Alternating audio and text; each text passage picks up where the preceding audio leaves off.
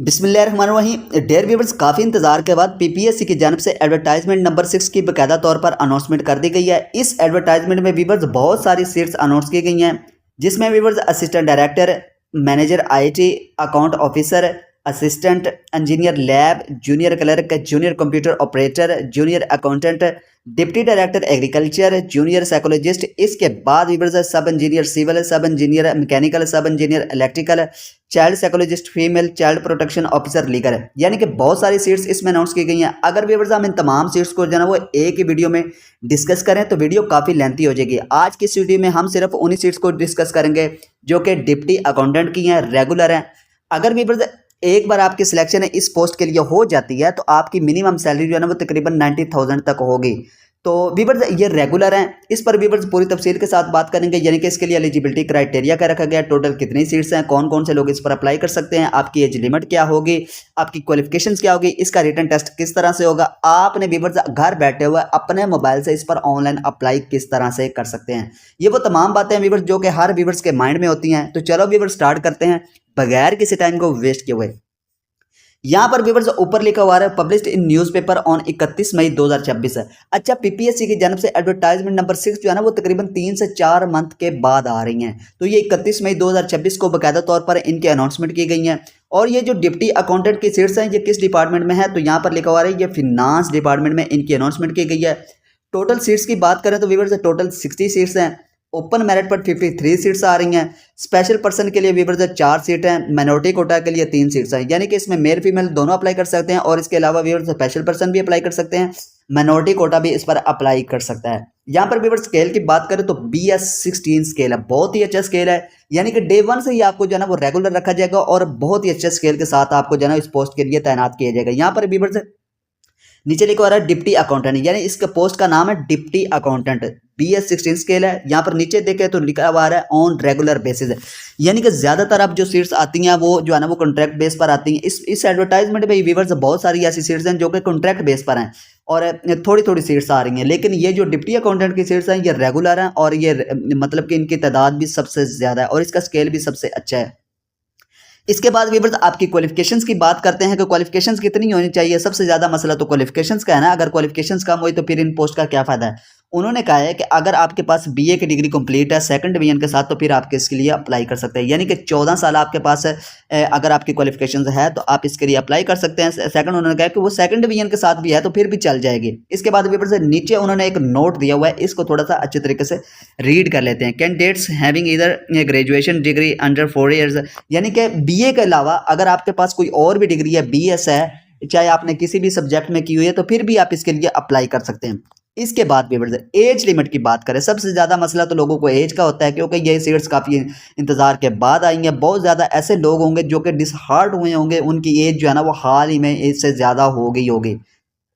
उन्होंने कहा मेल के लिए 18 से लेकर 25 साल तक एज है तो इसके लिए अप्लाई कर सकते हैं, लेकिन इसके साथ साथ व्यूअर्स उन्होंने 5 साल की जो है ना वो मजीद जर्नल रिलैक्सेशन भी दी है। अगर आपके मेल की एज जो है ना वो 30 साल तक है तो फिर आप इसके लिए अप्लाई कर सकते हैं, यानी कि 18 से लेकर टोटल देखें तो 30 साल तक एज बनती है, 5 साल जर्नल रिलैक्सेशन ऐड करके, इसमें कोई और मजीद आपको जर्नल रिलैक्सेशन जो है ना वो नहीं दी जाएगी। 18 से लेकर 30 साल तक अगर मेल की एज है तो वो इसके लिए अप्लाई कर सकते हैं। फीमेल की बात करें तो व्यूअर्स 18 से लेकर 25 साल तक 8 साल की व्यूअर्स आपको जो है ना वो जनरल रिलैक्सेशन दी जाएगी। इसीलिए अगर फीमेल की एज 18 से लेकर 33 साल तक है तो वो इसके लिए अप्लाई कर सकते हैं। एज का उन्होंने कहा है कि इसमें जो एज की रिलैक्सेशन है वो ऑलरेडी इसमें मेंशन कर दी गई है। इसके बाद आपको किसी भी किस्म की जो है ना वो एज की रिलैक्सेशन नहीं दी जाएगी। मेल की एज 18 से लेकर 30 साल तक, फीमेल की एज 18 से लेकर 33 साल तक है तो इसके लिए अप्लाई कर सकते हैं। इसके बाद व्यूअर्स उन्होंने कहा कि कौन कौन से लोग अप्लाई कर सकते हैं, इसमें मेल फीमेल ट्रांसजेंडर तीनों अप्लाई कर सकते हैं। डोमिसाइल, बहुत ज़्यादा लोग ये सवाल करते हैं कि सर हमारे पास डोमिसाइल नहीं है, हमारा गुम हो गया है, क्या करें, हम डोमिसाइल के बगैर अप्लाई कर सकते हैं या अभी तक हमारा बना नहीं है। तो इसके लिए व्यूअर्स उन्होंने वाज़ेह तौर पर कहा है कि डोमिसाइल होना लाजमी है। पंजाब के लोग सिर्फ इस पर अप्लाई कर सकते हैं क्योंकि पब्लिक सर्विस कमीशन पंजाब के लोगों के लिए है, तो पंजाब का डोमिसाइल भी होना लाजमी है। अगर किसी का गुम हो गया है तो वो नया बनवा ले, अगर किसी ने अभी तक नहीं बनवाया तो वो भी बनवा ले। डोमिसाइल के बगैर आप इसके लिए अप्लाई नहीं कर सकते। प्लेस ऑफ पोस्टिंग की बात करें, पंजाब के किसी भी डिस्ट्रिक्ट में आपकी पोस्टिंग हो सकती है, यानी कि पंजाब का कोई भी ऐसा हिस्सा है, कोई भी ऐसा कोना है तो आपको जो है ना वहाँ पर पोस्टिंग प्लेस हो सकती है। इसके बाद व्यूअर्स इनका जो है ना वो रिटन टेस्ट देखते हैं। जो फर्स्ट टाइम जो है ना वो रिटन टेस्ट देंगे तो पीपीएससी की जानब से जो रिटन टेस्ट होता है, इन्होंने वाज़ेह तौर पर कहा है कि एमसीक्यूज बेस्ड पेपर होगा। 100 नंबर का आपका रिटन टेस्ट पेपर होगा, जिसमें सिर्फ एमसीक्यूज पेपर होंगे, सवालात होंगे। इसमें जो है ना वो डिस्क्रिप्टिव पेपर शामिल नहीं होगा। इसके बाद व्यूअर्स उन्होंने जो है ना वो कैटेगरीज बताई है कि किस किस सब्जेक्ट से आपसे जो है ना वो सवालात आ सकते हैं। जनरल नॉलेज है, पाकिस्तान स्टडीज़ है, इसके बाद व्यूअर्स करंट अफेयर्स है, इस्लामिक स्टडीज़ है, general knowledge for non Muslim candidates है। इसके बाद व्यूअर्स जियोग्राफी बेसिक है, मैथमेटिक्स है, इंग्लिश, उर्दू या एवरीडे साइंस है। यानी कि 9 से 10 मज़ामीन को जो है ना वो मिक्सचर होगा आपका रिटन टेस्ट है। और 9 से 10 मज़ामीन में से जो है ना वो एमसीक्यूज़ बनेंगे, 100 नंबर के एमसीक्यूज़ पेपर होंगे और आपने व्यूअर्स इस पेपर को जो है ना वो लाजमी क्लियर करना है। इसके बाद व्यूअर्स हम बात करते हैं कि आपने अपने मोबाइल से घर बैठे हुए इस पर ऑनलाइन अप्लाई किस तरह से कर सकते हैं। सबसे ज़्यादा मसला तो इस पर अप्लाई करने का है। अच्छा, जो फर्स्ट टाइम अप्लाई करेंगे उनको थोड़ा सा जो है ना वो मुश्किल पेश आएगी। उन्होंने जो है ना वो मेरी बातों को गौर से सुनना है। जो पहले अप्लाई करते हैं उनके लिए तो कोई मसला ही नहीं है, वो उनको पता है कि किस तरह से अप्लाई करना है। अप्लाई व्यूअर्स आपने इनकी जो है ना वो ऑफिशियल वेबसाइट को ओपन कर लेना है। जैसे व्यूअर्स आप इनकी ऑफिशियल वेबसाइट को ओपन करेंगे तो अप्लाई नाउ का बटन आएगा, आपने व्यूअर्स उसको क्लिक करना है। जैसे व्यूअर्स आप उसको क्लिक करेंगे तो आपके सामने जो है ना वो पोस्ट के नाम आ जाएंगे, कौन कौन सी पोस्ट है। आपने व्यूअर्स जिस भी पोस्ट पर एडवर्टाइजमेंट नंबर को देखना है। अभी फॉर एग्जांपल ये एडवर्टाइजमेंट नंबर 6 है, आपने इस एडवर्टाइजमेंट नंबर 6 को देखना है। इसमें व्यूअर्स आपने जिस भी पोस्ट पर अप्लाई करना है उस पोस्ट को सिलेक्ट कर लेना है। फॉर एग्जाम्पल आपने डिप्टी अकाउंटेंट की पोस्ट पर अप्लाई करना है तो आपने इसी पोस्ट को सिलेक्ट करना है। इसका जो है व्यूअर्स केस नंबर उन्होंने यानी कि हर सीट्स के लिए उन्होंने केस नंबर अलहदा से दिया हुआ है, तो इसका केस नंबर जो है ना वो आपने देख लेना है। इसी पोस्ट पर अप्लाई करना है। इसका केस नंबर है 4।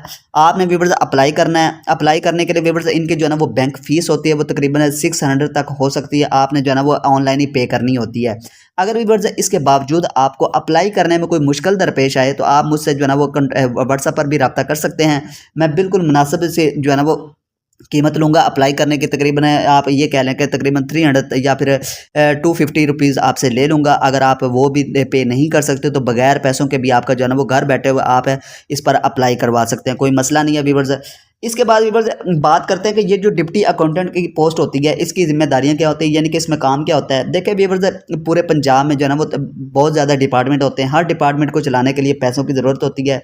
तो ये जो डिप्टी अकाउंटेंट की सीट्स है ये जो पैसों का लेन देन होता है ये फिनांस डिपार्टमेंट की जिम्मेदारी होती है। यानी कि पैसों को हैंडल करना, बजट बनाना, बजट पेश करना, लोगों को सैलरियाँ बनाना, हर डिपार्टमेंट के लिए जो है ये एक फाइनेंस डिपार्टमेंट है जो कि तमाम चीज़ों को हैंडल करता है। तो ये जो डिप्टी अकाउंटेंट की सीट्स है ये भी इसी के रिलेटेड ये फिनांस डिपार्टमेंट में है। यानी कि मुख्तलिफ डिपार्टमेंट के बजट पेश करना, बजट की तैयारी करना, यानी कि कोई भी काम है उसके लिए अखराजात का तखमीना लगाना, कितने पैसे होने चाहिए, कितने लगने चाहिए, कितने पैसे देने हैं, इन तमाम चीज़ों को जो है ना हैंडल करना ये डिप्टी अकाउंटेंट्स की जिम्मेदारी होती है।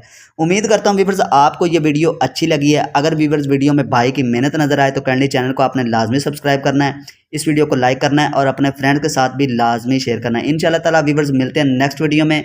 तो आज के लिए व्यूअर्स अल्लाह हाफिज़।